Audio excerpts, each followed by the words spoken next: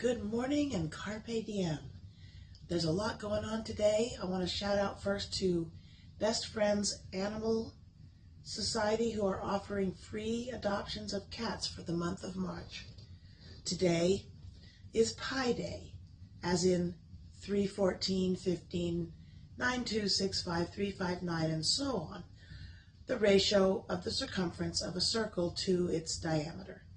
It is also Albert Einstein's birthday, so all in all, it's a mathematician's delight.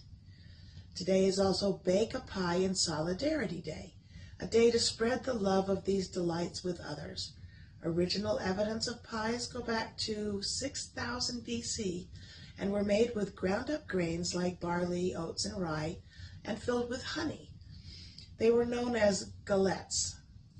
Egyptians then, in 1300 BC, began adding fruits and nuts to them, and the Greeks began using meat instead of fruits in the 17th century.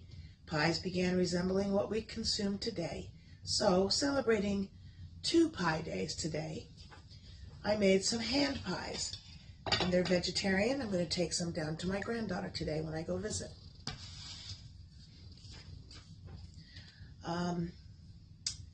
Today is Celebrate Scientist Day. So today I honor my grandfather, Roger Curtis, a brilliant scientist in his own right, who worked for the government during World War II. And as he was also a genius, I should mention that it is also Genius Day. So back to Albert Einstein. Here's a poem I wrote about this brilliant yet human man. Actually, I'm going to do the letter he wrote to his daughter first. I was just going to tell you about it, but I want to read it. It's long, but I think it's important. His daughter, Liesl, donated this letter to the Hebrew University.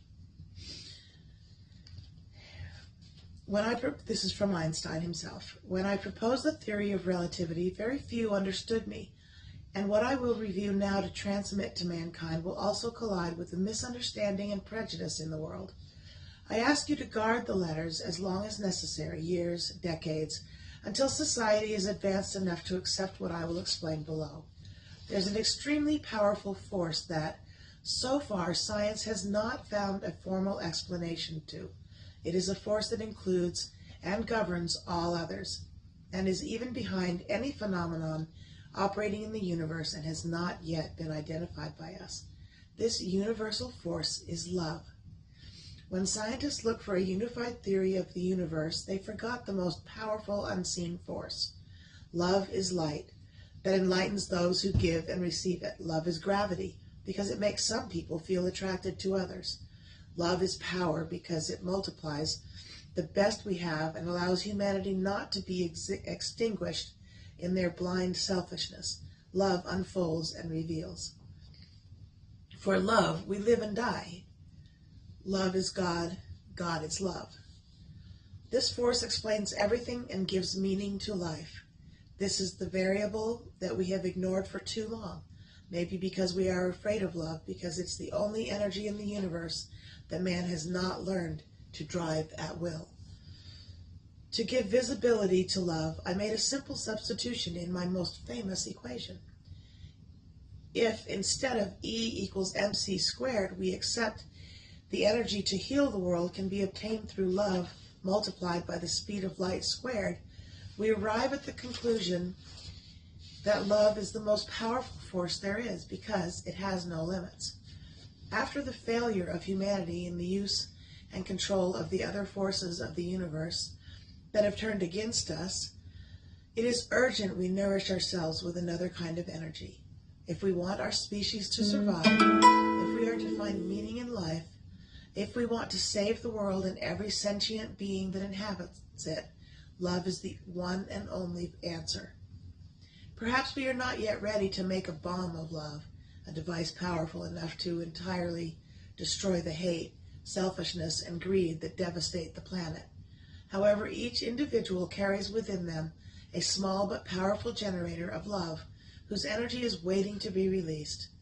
When we learn to give and receive this universal energy, dear Liesl, we will have affirmed that love conquers all, is able to transcend everything and anything, because love is the quintessence of life. I deeply regret not having been able to express what is in my heart, which has quietly beaten for you all my life. Maybe it's too late to apologize, but as time is relative, I need to tell you that I love you, and thanks to you, I have reached the ultimate answer. Your father, Albert Einstein.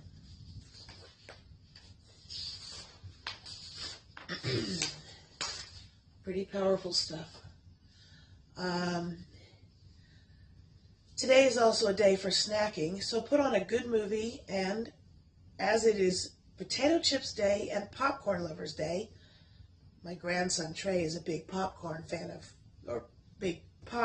fan. Enjoy.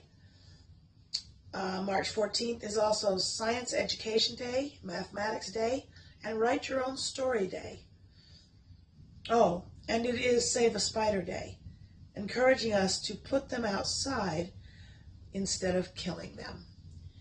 Now I'll read the poem that I wrote, Drowning in Einstein. Can you imagine not being? No, of course you cannot.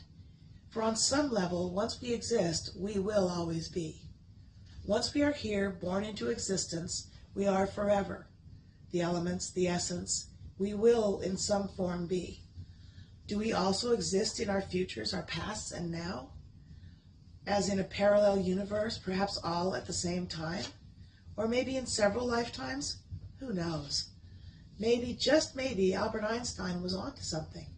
And I think I'm drowning here in too much deep thought. Have a great day. Carpe diem.